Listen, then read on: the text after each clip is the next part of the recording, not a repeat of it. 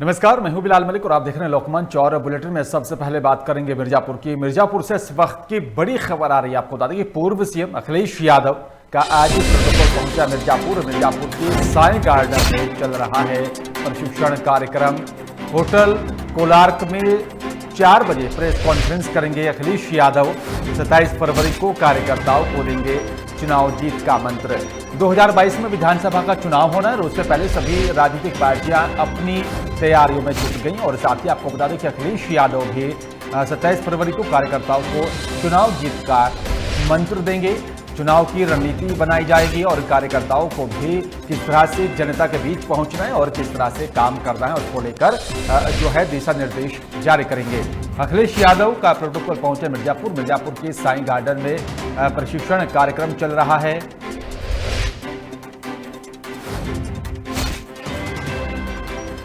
Hotel कोलार्क में 4 बजे जो है प्रेस कॉन्फ्रेंस करेंगे और साथ ही 27 फरवरी को कार्यकर्ताओं को चुनाव जीत का मंत्र देंगे। और इस खबर पर तमाम जानकारी के लिए राम कुमार हमारे संवाददाता फोन लाइन पर जुड़ गए हैं। राम कुमार, अखिलेश यादव 27 फरवरी को कार्यकर्ताओं को चुनाव जीत का मंत्र देंगे, क्या कुछ पूरा कार्यक्रम रहेगा? आपको बता दें कि मिर्जापुर जनपद में 26 और 27 दिवसीय पूर्व मुख्यमंत्री अखिलेश यादव का कार्यक्रम कार्यकर्ता प्रशिक्षित शिविर कार्यक्रम में भाग लेंगे। वही आपको बता दें कुछ ही समय में यहाँ पर पहुंचेंगे पूर्व मुख्यमंत्री अखिलेश यादव। आपको बता दें कि पंचायत चुनाव से लेकर 2022 का विधानसभा चुनाव को देखते हुए कार्यकर्ताओं को एक जीत का मंत्र देंगे अखिलेश यादव जी। राम कुमार, क्या माना जाए कि 2022 में जो विधानसभा का चुनाव होना है उससे पहले सभी राजनीतिक पार्टी अपने अपने हिसाब से तैयारियों में जुट गई हैं? जी, देखा जाए तो चुनाव से पहले सभी पार्टियां अपने अपने तरीके से कार्यक्रम कर रहे हैं। लोगों का कई कार्यकर्ताओं का बैठक लेकर सब कुछ किया जा रहा है।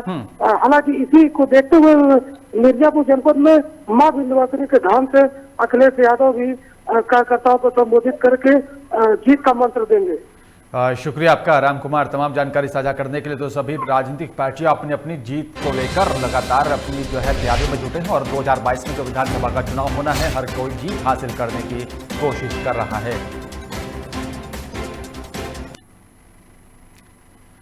और इसी बीच मंगलौर से बड़ी खबर आ रही है। आपको बता दें कि उत्तराखंड पुलिस महानिदेशक अशोक कुमार का मंगलौर दौरा है। आपको बता दें कि उत्तराखंड पुलिस महानिदेशक मंगलौर कोतवाली में करेंगे जनता से संवाद।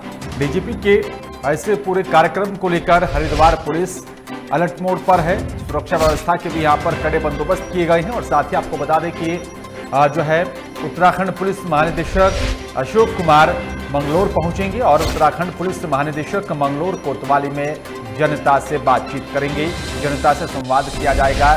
डीजीपी के इस पूरे कार्यक्रम को लेकर हरिद्वार पुलिस अलर्ट मोड पर है।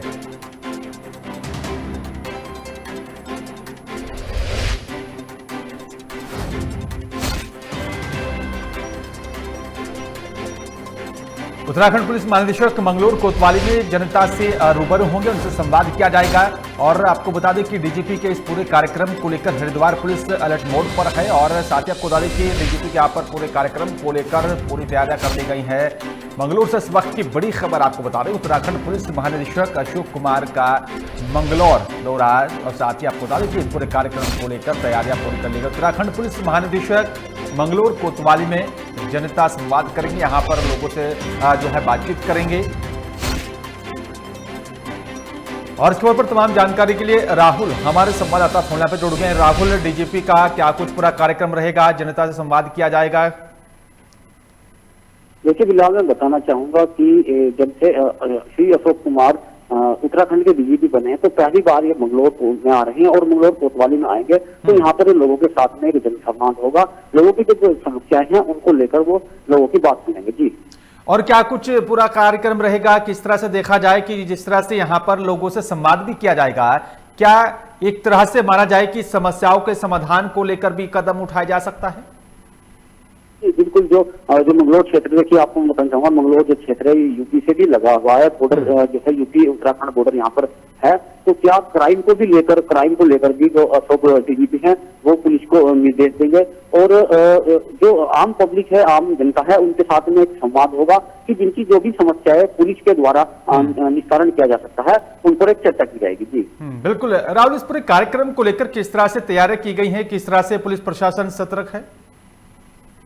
जो देखिए बताना चाहूंगा तो यहाँ पर जो मंगलौर पुलिस है वो पूरी तरह से अलर्ट है और जो यहाँ के ग्रामीण क्षेत्रों के जो व्यक्ति हैं, लोग हैं, वो जन संवाद के लिए यहाँ पर बुलाए गए हैं। जो समाज के जिम्मेदार व्यक्ति हैं, वो राजनीतिक व्यक्ति हो सकते हैं, उनको भी यहाँ पर पुलिस के द्वारा बुलाया गया है, जो कि यहाँ की स्थितियों का जो है के बारे में अशोक कुमार के सामने अपनी समस्याएं रख सकेंगे। जी शुक्रिया आपका राहुल, तमाम जानकारी साझा करने के लिए। तो आपको बता दें कि उत्तराखंड पुलिस महानिदेशक के इस पूरे कार्यक्रम को लेकर तैयारियां पूरी कर ली गई और साथ ही कोतवाली में यहां पर जनता से संवाद भी करेंगे।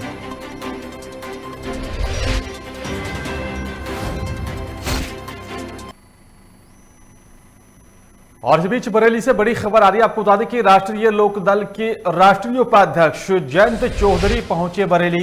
बरेली पहुंचने पर जयंत चौधरी का भव्य स्वागत किया गया। पूर्व में मथुरा के सांसद रहे हैं जयंत चौधरी। लखीमपुर जाते समय कार्यकर्ताओं ने बरेली में जो है स्वागत किया और आपको बता दें कि भव्य स्वागत यहां पर जयंत चौधरी का किया गया है। बरेली से इस वक्त की बड़ी खबर आपको बता रहे कि राष्ट्रीय लोकदल के राष्ट्रीय उपाध्यक्ष जयंत चौधरी पहुंचे बरेली और बरेली पहुंचने पर जयंत चौधरी का भव्य स्वागत किया गया और साथ ही आपको बता दें कि मथुरा से सांसद भी रहे हैं जयंत चौधरी। लखीमपुर जाते समय कार्यकर्ताओं ने बरेली में स्वागत किया है। इस वक्त की बड़ी खबर आपको बरेली से बता रहे हैं। राष्ट्रीय लोकदल के राष्ट्रीय उपाध्यक्ष जयंत चौधरी पहुंचे बरेली और बरेली पहुंचने पर जयंत चौधरी का भव्य स्वागत किया गया। काफी संख्या में यहां पर कार्यकर्ता मौजूद रहे और साथ ही जयंत चौधरी को अपने बीच पाकर कार्यकर्ता काफी खुश नजर आ रहे थे। और आपको बता दें कि मथुरा के सांसद भी रहे हैं जयंत चौधरी और साथ ही आपको बता दें कि लखीमपुर जाते समय कार्यकर्ताओं ने बरेली में यह स्वागत किया है।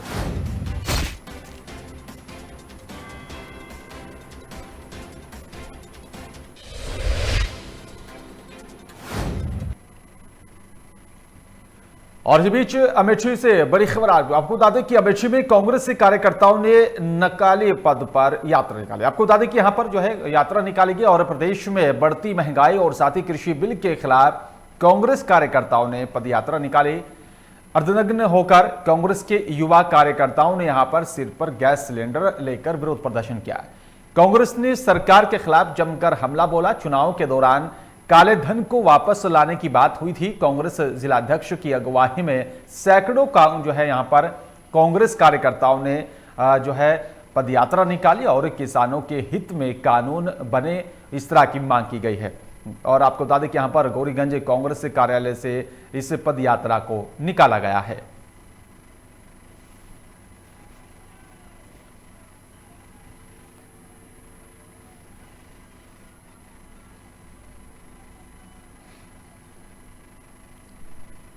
और इस बीच लखनऊ से बड़ी खबर आ रही है। आपको बता दें कि मॉल में खरीदारी करने गए सिपाही ने की चोरी। वर्दी के नीचे कपड़े पहनकर चोरी कर रहा था सिपाही। मेटल डिटेक्टर से यहां पर घटना की जानकारी मिली। लोगों ने जो है सिपाही की जमकर पिटाई की। हुसैनगंज थाना क्षेत्र स्थित वी-मार्ट का यह पूरा मामला बताया जा रहा है, जहां पर जो है इस तरह का यह आरोप लगा है।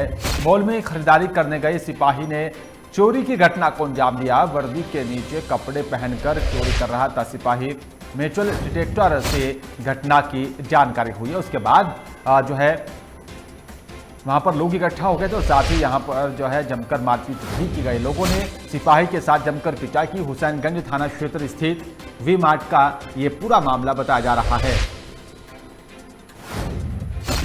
लखनऊ से इस वक्त की बड़ी खबर आपको बता दें कि मॉल में यहां पर खरीदारी करने के सिपाही ने चोरी की घटना को अंजाम दिया। वर्दी के नीचे कपड़े पहनकर चोरी कर रहा था सिपाही। मेटल डिटेक्टर से घटना का खुलासा हुआ। और इस खबर पर तमाम जानकारी के लिए आशीष दीक्षित हम लखनऊ से ब्यूरो चीफ हमारे साथ सीधा लाइव जुड़ रहे हैं। आशीष, एक सिपाही पर चोरी का आरोप लगा है, क्या है पूरा मामला, क्या कुछ अपडेट मिल पा रही है? ये सिपाही कल मॉल में खरीदारी करने के लिए गया था। हालांकि अभी काफी सिपाहियों पर, पुलिस वालों पर पीने का आरोप लगते रहते हैं, पीते हैं, उनको पकड़ा भी जाता है।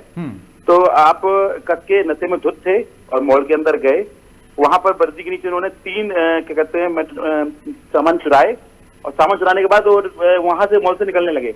मेटल डिटेक्टर ने उनको जांच किया, पकड़ लिया। वहां जैसे ही सायरन बजा, वहां से 3-4 जो गार्ड थे वो दौड़ के आए, उसको पकड़ा। तो सिपाही चोरी तो पकड़ी गए हैं, उसमें भी नशे में धुत कस के और अपना रौब झाड़ने लगे वर्दी का। तो वहां पर इनकी पिटाई हुई कस के, सभी लोगों ने, भीड़ ने, सबने, भीड़ सब इकट्ठी हुई, सबने इनको पीटा और इनकी शिकायत थाने में की गई। और आज रिएक्शन मिला है कि वहां के पुलिस कमिश्नर जो लखनऊ के हैं, उन्होंने आज सिपाही को सस्पेंड कर दिया है। जी बिल्कुल, लेकिन आशीष, ये तो खाकी को शर्मसार कर देने वाली घटना है। योगी पुलिस की छवि को खराब करने की कोशिश अगर इस तरह से की जाती है तो उनके खिलाफ किस तरह से और कड़ी कार्रवाई होनी चाहिए? जी बिल्कुल, यहाँ कमिश्नर से जब बात हुई है तो उन्होंने कहा है कि ये बिल्कुल चोरी और ये पुलिस का जो रौब है वो बिल्कुल भी बर्दाश्त नहीं किया जाएगा। गलत कोई कार्य करेगा उसको पूरी पनिशमेंट मिलेगी। यहाँ तो अभी तो सस्पेंड किया गया है, उनको जांच के आदेश दिए गए हैं, और यहाँ तक पता चला है सूत्रों के द्वारा कि इस सिपाही को बर्खास्त के लिए भी लेटर लिखा जा रहा है। जी बिल्कुल आशीष, एक तरफ अगर देखा जाए लूटपाट चोरी जैसी घटनाओं में लगातार इजाफा हो रहा है, और इस तरह से जो रखवाले हैं अगर वही चोरी की घटनाओं को अंजाम देंगे, फिर जनता का भरोसा कैसे कायम रहेगा? जी बिल्कुल, ये आपने सही कहा है कि अभी काफी दिनों से जो अधिकतर चोरी पकड़ी है, चाहे वो कानपुर का मामला हो, चाहे मुरादाबाद का मामला हो, ये लखनऊ का मामला है, पुलिस का नाम कहीं ना कहीं से आ रहा है। और ऐसे अगर चीज चलती रही तो जनता का भरोसा बहुत ही जल्दी पुलिस वालों से हट जाएगा। अब भगवान भरोसे ही वही जनता की देखभाल होगी। शुक्रिया आपका आशीष, तमाम जानकारी साझा कर देंगे। तस्वीरों में भी आप देख सकते हैं कि किस तरह से यहाँ पर सिपाही के साथ वहां पर मौजूद गार्ड और साथी लोगों ने भी मारपीट की है।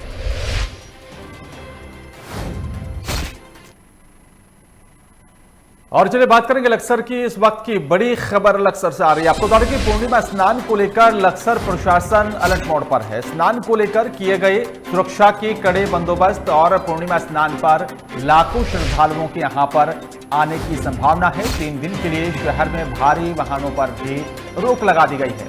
श्रद्धालुओं के यहाँ पर जो है उनको लेकर भी कोरोना की जांच बताई जा रही महत्वपूर्ण होगी, और साथ ही आपको बता दें कि पॉजिटिव मिलने पर सार्वजनिक वाहनों से किया जाएगा आइसोलेट। और साथ ही आपको बता दें कि यहाँ पर पुलिस प्रशासन भी सतर्क नजर आ रहा है। लक्सर से इस वक्त की बड़ी खबर आपको बता रहे हैं। पूर्णिमा स्नान को लेकर लक्सर प्रशासन अलर्ट मोड पर है। स्नान को लेकर कड़े बंदोबस्त यहाँ पर किए गए हैं। पूर्णिमा स्नान पर लाखों श्रद्धालुओं के यहाँ पर आने की संभावना है, और इसी संभावना को देखते हुए कड़े बंदोबस्त यहां पर सुरक्षा के किए गए हैं, और 3 दिन के लिए शहर में भारी वाहनों पर भी रोक लगा दी गई है। और इस खबर पर तमाम जानकारी के लिए गोविंद हमारे संवाददाता फोन लाइन पर जुड़ गए हैं। गोविंद, पूर्णिमा स्नान को लेकर लक्सर प्रशासन अलर्ट मोड पर है, किस तरह से कदम उठाए जा रहे हैं, क्या कुछ ताजा अपडेट मिल पा रही है? जी बिलाल जी, बताना चाहूंगा जिस तरह से कल पूर्णिमा स्नान है उसी को लेकर जो प्रशासन के लिए एक खासी चुनौती भी है, क्योंकि कल रविदास जयंती भी है, तो कहीं ना कहीं पुलिस पर भी कहीं ना कहीं दबाव रहेगा, और पुलिस बल जो कहीं ना कहीं अतिरिक्त भी लगाना पड़ेगा, क्योंकि शाही स्नान के साथ साथ जो कल रविदास जयंती भी है, इसको लेकर जो हमारी जो सीओ साहब विवेक कुमार जी थे, उनसे हमारी सुबह बात हुई थी। उनका ये साफ तौर से कहना था कि किसी भी तरह से सुरक्षा में कोई चूक नहीं होगी और कड़े सुरक्षा के इंतजाम किए जाएंगे। हालांकि जो कोरोना का जो देखते हुए जिस तरह से अन्य अलग अलग राज्यों में जो है कोरोना का जो मामले बढ़ रहे हैं, उसी को लेकर रैपिड टेस्ट भी किए जाएंगे और सुरक्षा के खास इंतजाम किए गए। जी बिल्कुल, लेकिन क्या कुछ अनुमान लगाया जाए कि यहाँ पर स्नान करने आने वाले जो श्रद्धालु हैं वो कितनी संख्या में आ सकते हैं, और उसी को देखते हुए सुरक्षा के किस तरह से बंदोबस्त रहेंगे, किस तरह से प्रशासन अलर्ट मोड पर है, क्या कुछ कदम उठाए जा रहे हैं? जी बिलाल जी, बिल्कुल ये बात सही है कि जिस तरह से पहले भी जो शाही स्नान हुआ, तो इस बार पूर्णिमा का स्नान को लेकर जो श्रद्धालुओं की जो भीड़ है वो बढ़ने की काफी आशंका है, क्योंकि पिछली बार भी श्रद्धालु काफी संख्या में आए थे। हालांकि रैपिड टेस्ट हुआ था। पिछली बार जब सरकार की गाइडलाइन के अनुसार जब कहा गया था कि कोई भी श्रद्धालु आएगा तो रैपिड टेस्ट भी होंगे और कोविड निगेटिव की रिपोर्ट भी लानी होती, हालांकि उस बाध्य से सरकार ने मुक्त कर दिया था। लेकिन प्रशासन एक बार फिर सख्ती बरतने जा रहा है। हालांकि प्रशासन द्वारा जो स्वास्थ्य विभाग की लगभग 10 टीमें लगाई गई है दोनों बॉर्डर पर, खानपुर बॉर्डर पर, और कहीं ना कहीं सुरक्षा के अब की बार जो कड़ी सुरक्षा दिख रही है। बिल्कुल गोविंद, सुरक्षा एक बड़ा सवाल है, क्योंकि जिस तरीके से कोरोना का भी जहर और इसी को लेकर प्रशासन भी सतर्क नजर आ रहा है। शुक्रिया आपका गोविंद, तमाम जानकारी साझा करने के लिए। और इसी बीच लखनऊ से बड़ी खबर आ रही है आपको बता दें कि गंगा एक्सप्रेसवे के लिए यहां पर 12 जिलों के 522 गांवों की खरीदी जाएगी जमीन। और जो है आपको बता दें कि जून मध्य तक एक्सप्रेसवे के लिए भूमि क्रय की यहां पर प्रक्रिया की जाएगी पूरी। और आपको बता दें कि 594 किलोमीटर लंबाई वाला एक्सप्रेसवे प्रदेश की अर्थव्यवस्था को भी एक नई उड़ान देगा। संबंधित 12 जिलों के मंडलायुक्तों और साथ ही जिलाधिकारियों के साथ सीएम ने समीक्षा बैठक की। और साथ ही आपको बता दें कि सीएम योगी ने परियोजना के लिए अलग और साथ ही डेडिकेटेड टीम बनाने का भी निर्देश जारी किया, ताकि इस पूरे प्रोजेक्ट को सही दिशा दी जाए और तत्परता दिखाते हुए आगे बढ़ाया जाए। और इस खबर पर तमाम जानकारी के लिए हमारे साथ हमारे लखनऊ ब्यूरो चीफ आशीष दीक्षित फोनलाइन पर जुड़ गए हैं। आशीष, गंगा एक्सप्रेसवे के लिए 12 जिलों के 522 गांवों की जमीन खरीदी जाएगी, क्या कुछ पूरा प्रक्रिया रहेगी, किस तरह से कदम उठाया जाए, किस तरह से तेज गति से इस पूरे प्रोजेक्ट को आगे बढ़ाने को लेकर सरकार और प्रशासन सतर्क है? जी बिलाल जी, 2 एक्सप्रेस बनने के बाद अब गंगा एक्सप्रेसवे पर मुख्यमंत्री जी का पूर्ण रूप से ध्यान है। उन्होंने इसकी मीटिंग भी की है कल परसों, और उन्होंने अधिकारियों को निर्देश दिए हैं कि इस काम को जल्दी किया जाए। भूमि खरीद जो किसानों से होनी है उसको तुरंत निपटाया जाए। सारे जिलाधिकारियों को निर्देश दिए गए हैं कि अपने अपने जिले के किसानों के साथ बातचीत करें, उनको इसमें एक्सप्रेस बारे में बताएं और उनकी जमीन को खरीद लें। जी बिल्कुल आशीष, जो गंगा एक्सप्रेसवे के लिए यहाँ पर 12 जिलों के 522 गांव से जमीन खरीदी जाएगी, आसपास के इलाकों के लिए और वहां की जनता के लिए अगर आवागमन के हिसाब से देखा जाए या फिर उद्योग व्यापार के हिसाब से एक्सप्रेसवे को देखा जाए, कितना कारगर साबित होने वाला है? जी बिलाल जी, देखिए, कहीं जिस भी जिले का जिस भी राज्य का विकास होना है वो केवल निर्भर करता है उसकी रोडों पर अधिकतर। अगर रोड वहां की होंगी व्यवस्थित तो वहां का विकास भी तेज बढ़ेगा। तो मुख्यमंत्री जी ने इधर बुंदेलखंड को जोड़ा है, इधर उन्होंने पूर्वांचल को सारे लगभग जिलों से जोड़ दिया है, इधर गंगा एक्सप्रेसवे भी सीधे उन्होंने कई गांवों कई जिलों को जोड़ दिया है। और इस योजना से कम 594 किलोमीटर लंबाई का एक्सप्रेसवे होगा। ये बहुत बड़ा एक्सप्रेसवे है और इसको बनाने के लिए भी उन्होंने पीपी मोड पर लगभग तैयारी कर ली गई है। और अधिकारियों को और अपने जितने मंडलायुक्त हैं उनको भी सबको आदेश दे दिए गए हैं। और जो रजिस्ट्री होनी है इनकी, उसमें कोविड का भी पालन करने का आदेश दिया गया है कि कोविड का पालन भी किया जाए, इससे कोई भी आगे इस चीज में दिक्कत ना आए, कोई अड़चने ना आए और ये काम जल्दी पूरा हो जाए। बिल्कुल, और देखना होगा कि और कितनी तेज गति से जो है यहाँ पर इस प्रोजेक्ट को मिलती है। शुक्रिया आपका आशीष, तमाम जानकारी साझा करने के लिए।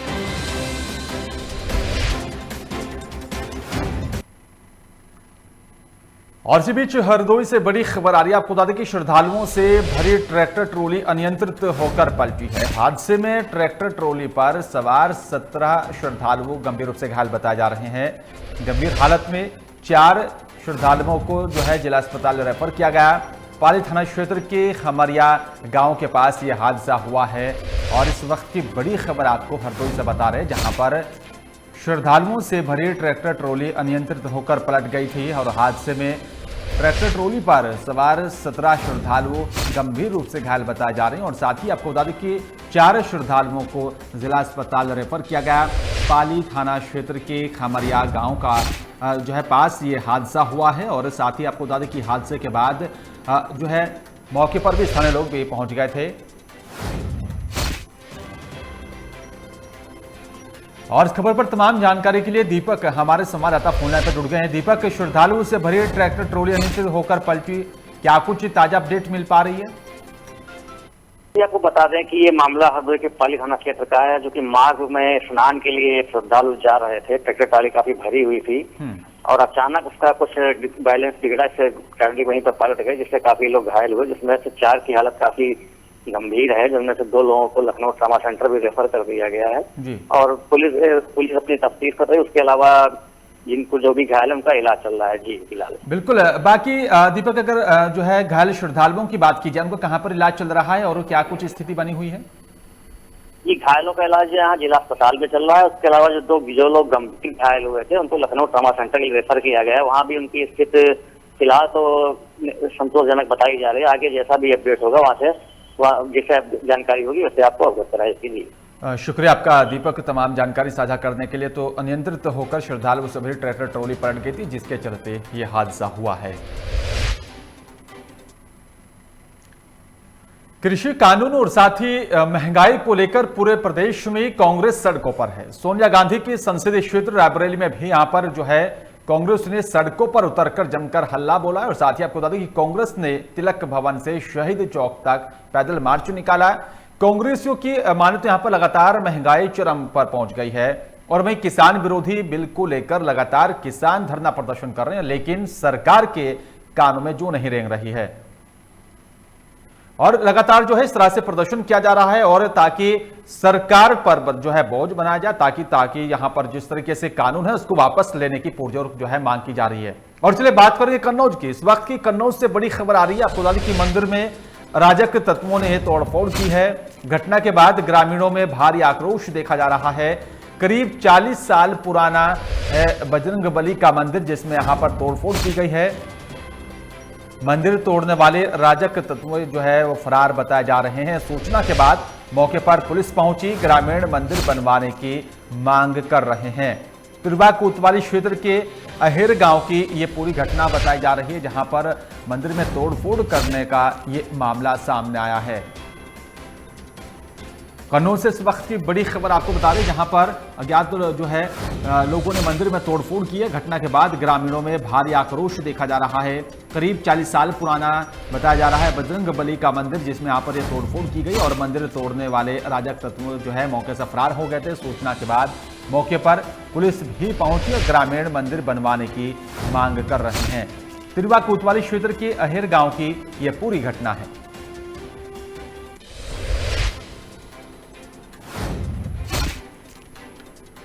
इस वक्त की बड़ी खबर आपको कन्नौज से बता रहे हैं, जहां पर आपको बता दें कि मंदिर में अराजक तत्वों ने यहां पर तोड़फोड़ की है। घटना के बाद ग्रामीणों में काफी आक्रोश देखा जा रहा है और साथ ही आपको बता दें कि जिस मंदिर में यह तोड़फोड़ की गई है 40 साल पुराना है बजरंगबली का मंदिर, जिसमें यहां पर यह तोड़फोड़ की गई।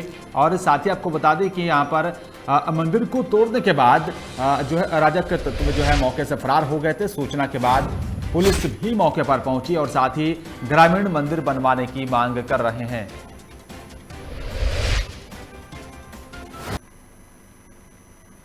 और इस बीच लखनऊ से बड़ी खबर आ रही है। आपको बता दें कि मेधावी बेटियों के नाम होगा तालाबों का नामकरण। अंतर्राष्ट्रीय महिला दिवस पर किया जाएगा सम्मान। ग्राम सभा में 10वीं और साथ ही 12वीं की यहां पर छात्राएं होंगी सम्मानित।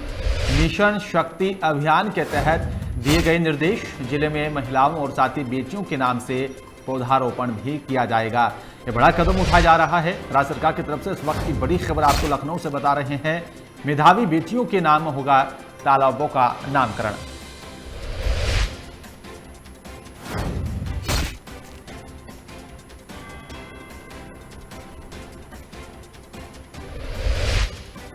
और इसके बराबर तमाम जानकारी के लिए मेरे साथ हमारे लखनऊ ब्यूरो चीफ आशीष मेरे साथ फोन पर जुड़ गए। आशीष, महिलाओं और साथ ही बेटियों के सम्मान को लेकर सरकार एक और कदम उठा रही है, क्या कुछ पूरी अपडेट मिल पा रही है?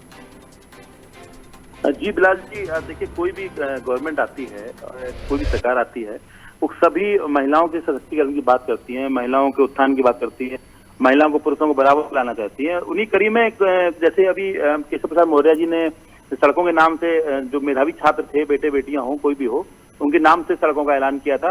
यही मुख्यमंत्री जी ने भी अब तालाबों पर भी जो तालाब बनेंगे उनमें भी जो मेधावी बेटियां हैं, केवल बेटियों के लिए किया गया है। ये मेधावी बेटियों के नाम से तालाब होंगे और अंतर्राष्ट्रीय महिला दिवस जो भी आएगा उसमें इनको सम्मान दिया जाएगा, जिसमें हाई स्कूल, इंटर और सभी छात्राएं शामिल होंगी। और मिशन शक्ति अभियान के तहत ये पूरा प्रोग्राम चलाया जा रहा है, जिसमें बेटियों को सम्मान किया जाएगा और पौधारोपण भी उनके नाम से ही किया जाएगा। जी बिलाल जी, शुक्रिया आपका आशीष तमाम जानकारी साझा करने के लिए। तो यहाँ पर ये महिलाओं और साथ ही बेटियों के सम्मान को लेकर एक और जो है कदम राज्य सरकार की तरफ से उठाया जा रहा है। और इस बीच लखनऊ से एक और बड़ी खबर आ रही है। आपको बता दें कि यूपीडा के मुख्य कार्यपालक अधिकारी ने पूर्वांचल एक्सप्रेसवे का निरीक्षण किया है। आरओबी के निर्माण कार्य का जायजा लेने पहुंचे अवनीश अवस्थी। यूपीडा के सभी आला अधिकारी और साथ ही निर्माण कंपनियों के प्रतिनिधि भी मौजूद रहे। 9 जनपदों से गुजरेगा पूर्वांचल एक्सप्रेसवे। योगी सरकार की जो है महत्वाकांक्षी परियोजना है पूर्वांचल एक्सप्रेसवे, जिसको लेकर ये कदम उठाया जा रहा है। और इस खबर पर भी तमाम जानकारी के लिए हमारे साथ लखनऊ ब्यूरो चीफ आशीष मेरे साथ फोन लाइन पर जुड़ गए हैं। आशीष, यूपीडा के मुख्य कार्यपालक अधिकारी ने पूर्वांचल एक्सप्रेसवे का निरीक्षण किया, निरीक्षण के दौरान और साथ ही बाद में क्या कुछ कहा गया अधिकारियों की तरफ से? जी बिलाल जी, मुख्यमंत्री जी के तीनों प्रोजेक्ट तो ये इसमें आपका पूर्वांचल एक्सप्रेसवे है, बुंदेलखंड है और जो भी अभी गंगा एक्सप्रेसवे की बात चल रही है जी, ये तीनों उनके 3 प्रोजेक्ट हैं। और जैसे जैसे गवर्नमेंट का लास्ट आ रहा है, अंतिम साल आ रहा है, वैसे वैसे इन कामों में तेजी पकड़ी आ रही है। और उन्होंने अपने एसीएस को भी दे दिया है कि इनकी जाके आप पैरवी देखिए, इनकी जांच कीजिए, चेक कीजिए कि क्या कितना कार्य हुआ है, कितना हो चुका है। तो इसी कड़ी में अब कल अवनीश अवस्थी जी जो यहाँ के एसीएस हैं, मुख्य सचिव रहे हैं, वो कल रात के ही निकल गए थे और उन्होंने पूर्वांचल एक्सप्रेसवे का पूरा निरीक्षण किया है। हालांकि आपको बता दूं, पूर्वांचल अपना मुख्यमंत्री जी का जो जनपद है गृह गोरखपुर, वहां से कई जगह से गुजरता है, जहां से उनको आगे इलेक्शन भी लड़ना है, तो उस पर ज्यादा ध्यान दिया जा रहा है। और रात के 11 बजे ही वो पूरा निरीक्षण करने गए, उसकी पूरी जांच करी है। सारे बड़े बड़े अधिकारी और निर्माण कंपनियों के जो भी ठेकेदार हों चाहे अधिकारी हों, वो भी मौजूद थे। तो उन्होंने बताया है कि करीब 80% लगभग काम हो चुका है और ये 20% हम लोग गवर्नमेंट के खत्म होते पहले ही इसको निकालेंगे और बहुत तेजी से काम चल रहा है। और जो आपने बताया कि 9 जनपदों से होकर गुजर रहा है। जी बिल्कुल। और निरीक्षण के दौरान जो है काफी जो है तसल्ली यहाँ पर हुई है। शुक्रिया आपका आशीष, तमाम जानकारी साझा करने के लिए। और इसी बीच महोबा से बड़ी खबर आ रही है। आपको बता दें कि पुलिस को एक बड़ी सफलता हाथ लगी है। मुठभेड़ में 3 अंतर जनपदीय अपराधी गिरफ्तार किए गए। मौके से बदमाशों का एक साथी भी गिरफ्तार किया गया। 2 बदमाशों पर 25,000 का इनाम घोषित किया गया था। मौके से अवैध तमंचे, कारतूस सहित जो है एक बाइक भी बरामद की गई। पनवाड़ी कोतवाली क्षेत्र की हरपालपुर राष्ट्रीय लिंक रोड के पास ये मुठभेड़ हुई है, जहां पर ये बड़ी कामयाबी हाथ लगी है। इस वक्त की बड़ी खबर आपको महोबा से बता रहे हैं। पुलिस को ये बड़ी सफलता हाथ लगी है। मुठभेड़ में यहाँ पर 3 अंतर जनपदीय अपराधी गिरफ्तार किए गए।